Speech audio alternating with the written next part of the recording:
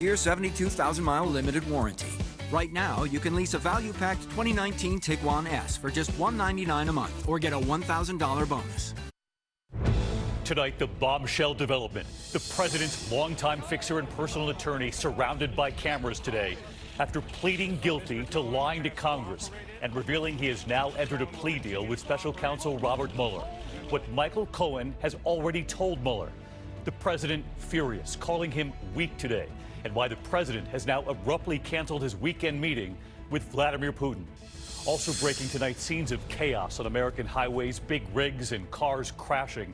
The accidents mounting tonight as a sweeping system moves from the west across the country and into the northeast. Rob has the new track. The family killed in a massive fire weeks before Christmas. And tonight, what authorities have now revealed. Who's been charged? The breaking developments in the national case, the husband who killed his wife and 2 young daughters, putting them in oil tanks. The video never seen until now. The travel nightmare the couple discovered inside an Airbnb, dying from carbon monoxide. The shark attack the family in the water with nurse sharks, often told they're docile, when one of those sharks attacks their boy. And pay less or pay more. The shoe chain that changed the venue, gave it a brand new name, and raised prices. A $35 pair of shoes could sell for more than $600. Who's paid these prices already and where? This is ABC World News Tonight with David Muir. Good evening, and it's great to have you with us here on a Thursday night. We have a lot to get to, but we begin with what could be a seismic development involving the president and special counsel Robert Mueller. The president's longtime fixer and personal attorney surrounded by cameras today after pleading guilty to lying to Congress in federal court about a proposed Trump Tower in Moscow that was being discussed during the campaign for president. Cohen now entering into a plea agreement with Mueller. The president immediately lashing out, calling Cohen, quote, weak and a liar. The president saying he had every right to pursue his business interests during the campaign. Tonight, what has Michael Cohen told Robert Mueller already after spending more than 70 hours answering questions from Mueller's team? ABC's Chief Justice correspondent Pierre Thomas leading us off tonight. Michael Cohen, the president's former personal attorney and fixer, swarmed today outside of federal court in Lower Manhattan after pleading guilty as part of his bombshell plea deal with special counsel Robert Mueller. Mr. Cohen has cooperated. Mr. Cohen will continue to cooperate. Sources tell ABC News Cohen has already spent more than 70 hours talking to Mueller's investigators about the 2016 campaign and President Trump's business ties to Russia. Today, he pleaded guilty to lying to Congress about plans to build a Trump Tower in Moscow. Cohen had told lawmakers the Moscow project was abandoned in January 2016. He now says that's not true, that the project did not end until June, deep into the campaign. But Cohen now says he briefed the president and members of his family on multiple occasions. The next month, candidate Trump said this. But I have no relationship to Russia. Cohen now admits he also discussed Trump Tower Moscow in 2016 with top officials in the Russian government, and he planned to visit Moscow that June. According to court documents, he even spoke to a Trump business associate about the possibility of Trump himself traveling to Russia once he becomes the nominee after the convention. That didn't happen. Cohen once said he would take a bullet for Donald Trump. I'm obviously very loyal and very dedicated to Mr. Trump. Today in court, Cohen said he lied to Congress to be consistent with Individual One's political message and out of loyalty to Individual One. Individual One is President Trump. The president once praised Cohen to the skies, saying he's always respected him. But I always liked Michael. Are you? And he's a good person. Are you? But this was the furious president today. He's a weak person and not a very smart person. What he's trying to do is end, and it's very simple. He's got himself a big prison sentence, and he's trying to get a much lesser prison sentence by making up a story. Very simply, Michael Cohen is lying. Pierre Thomas with us tonight live in Washington. And Pierre, you reported there Michael Cohen has spent more than 70 hours already with Robert Mueller's investigators. Obviously, that's a lot of time. Clearly, they talked about more than just plans for Trump Tower Moscow. Do we know anything more, Pierre? That's right, David. Those 70-plus hours of interviews with investigators covered a wide range of topics, including questions about possible obstruction of justice and whether the president discussed pardons. David? Pierre Thomas leading us off tonight from Washington. Pierre, thank you. The president, as you saw there, was furious today and made the point that he had every right to continue working on his business during the campaign, saying if he had lost, he would have gone right back to work. But tonight, after saying this was also a good time for a planned meeting with Vladimir Putin this weekend, that meeting an hour later was abruptly canceled. ABC's chief White House correspondent Jonathan Karl is in Argentina tonight. After calling Michael Cohen a liar, a defiant President Trump today did not deny that he was working on a Moscow Trump Tower deal during the campaign. When I run for president, that doesn't mean I'm not allowed to do business. I was doing a lot of different things when I was running. After I won, obviously, I don't do business. He says he ditched the Moscow project in early 2016, well before he clinched the Republican nomination. But he said he didn't have to. There would be nothing wrong if I did do it. I was running my business while I was campaigning. There was a good chance that I wouldn't have won, in which case I would have gone back into the business. And why should I lose lots of opportunities? Business deals aside, Donald Trump has lavished praise on Vladimir Putin. He's done it as president, and he did it repeatedly during the campaign. I respect Putin. He's a strong leader, I can tell you that. Unlike what we have a pathetic leader.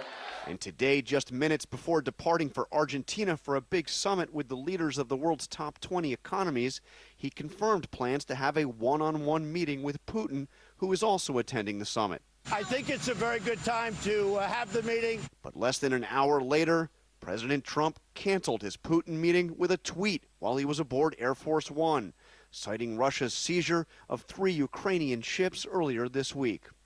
And Jonathan Karl with us live tonight. And John, we know President Trump was also asked about Trump Tower Moscow, the project. He was asked by the special counsel, too, in those written answers and questions. A key question tonight, though, is whether anything in the president's written responses might fight what we learned Cohen has now said. That is a key question, David. The president's legal team today said that the president's written answers were largely consistent with what Cohen said about that Moscow Trump Tower project. But that would seem to suggest that the president's written answers are contradictory to what he has said publicly over and over again over the past 2 years, that he simply had no business dealings whatsoever with Moscow. All right, David? John Karl is in Argentina for the summit, and John, we'll see you tomorrow night right here. In the meantime, tonight, we are also watching a major storm system already creating chaos tonight, sweeping from the west, then to the Midwest, all the way to the Northeast.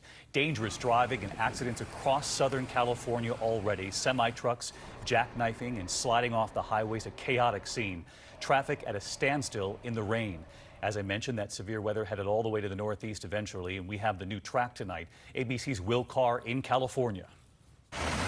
Tonight, a bone-dry region thirsty for rain, getting too much too quickly. The weather creating havoc on California highways, a big rig slamming into 2 cars before sliding off the side of the freeway and down an embankment. 4 firefighters hurt in a crash after a driver spun out on a slick road and smashed into their truck. Overnight, tractor-trailers jackknifed and crushed. This car flipped over, the driver rushed to the hospital, traffic snarled for miles. And watch first responders make a daring swiftwater rescue on the LA River. Tonight, mudslides also rushing across areas recently ravaged by wildfires. Just a lot of mud coming down at a very rapid rate of speed now here in Rice Canyon. Evacuations now underway in Butte County. This man riding his horses to safety not far from the city of Paradise, the community wiped off the map from the campfire. So let's get to Will Carr. He joins us from Agora Hills, California. Will, I know that there's still a risk of mudslides, made even worse because of the fires that simply cleaned away the landscape. David, with more rain on the way, all eyes are on the burn scars because there are no trees to stop all of that rock and mud from rushing down and slamming into homes that are still standing in communities like this that have already been devastated. David. I certainly don't deserve this. All right, Will, thank you. Let's get right to senior meteorologist Rob Marciano. He's tracking it all as the system moves from the west all the way across the country. Rob. That's right, David. It's a potent Pacific system going to impact the entire U.S., but California clearly getting the worst of it right now, and there's another storm behind it. So an active pattern. Tonight, though, heavy rain, embedded thunderstorms, wind, and heavy mountain snow. It is moving pretty quickly, but so by tomorrow night, it'll already be in the plains, and now, after that, it'll be a severe weather component. Dallas to Little Rock to New Orleans. Big-time hail, big wind, maybe some tornadoes pushing across the Gulf Coast on Saturday. Heavy snow in Nebraska, and that rain shield, heavier rain moving into the Northeast by Saturday night. David? A very messy week ahead. All right, Rob, our thanks to you. As you all know at home, we spent days anchoring this broadcast from California during the fires, both in the north and the south. And tonight, a piece of video just now emerging that left us speechless. A sheriff's deputy racing to rescue people trapped by the devastating campfire in Paradise, California. And it gives a real sense of how quickly the flames moved in, surrounding homes and people who were trying to get out. You were watching what Butte County Sheriff Deputy Aaron Parmley thought could be the last moments of his life. He was responding in Paradise, California, the town destroyed. But tonight, these images just now emerging. The campfire had just broken out, and 4 nurses from Feather River Hospital were trapped. There is fire all around them. You can hear a woman yelling for help in the distance. And you can see what it was like, the unthinkable scene as thick smoke and flames close in on homes, so many of them with people still inside. You can hear his breathing, Deputy Parmley racing toward the flame, the burning embers blowing across the street. He radios in. County 13 is bad. They try to find a way out. Well, towards the left. One nurse asking the deputy, is anyone coming? Are they coming for us? Come on. Watch out, watch out. You can see the nurses wearing their surgical masks. Suddenly, they spot a bulldozer coming toward them. Officer Parmley uses his flashlight to try to flag it down. The bulldozer stops. Half of them get in, the others follow right behind. Can we get in? Yeah, come on. Come on! They had discovered a way out. Deputy Parmley making sure everyone was safe before climbing in himself, shutting the door, driving out. They all survived. One deputy who saved those nurses, so many first responders risking their lives to save others. But we do move on here tonight, and there are new charges in the gruesome deaths of a family in New Jersey just weeks before Christmas. Their home destroyed by fire. We reported on it here. The husband, wife, and their 2 children who live there were all discovered dead. Tonight, the husband's brother is now charged with the brutal murders and with arson. ABC's Lindsay Davis with what prosecutors say motivated such a deadly family feud. It was all about money. That's the reason tonight prosecutors say Paul Canero allegedly killed his younger brother, his sister-in-law, and his young niece and nephew before setting their home and later his own on fire. It is our theory and belief that that fire was effectively a ruse designed to make it appear as if the overall Canero family was somehow targeted. Around 4 a.m. on November 20th, prosecutors claim the 51-year-old first went to his brother and business partner's New Jersey home and fatally shot him. They say he then shot and stabbed his brother's 45-year-old wife, Jennifer, and stabbed his own 11-year-old nephew and 8-year-old niece multiple times, killing them all, then starting a fire in their basement. Around 5 a.m., the DA says Paul Canero started a fire at his own home with his wife and daughters inside. They were all able to escape unharmed. Initially charged in that arson, Canero now faces 4 counts of murder. Police say they're now launching an investigation into the finances of both brothers. Paul Canero plans to plead not guilty to all charges, including the horrific crimes that took place in the house right behind me. David. All right, Lindsay Davis tonight. Lindsay, thank you. Next tonight to the video never seen before, the chilling confession of that Colorado father who pleaded for the return of his pregnant wife and his young daughters, even though authorities say he had already killed them.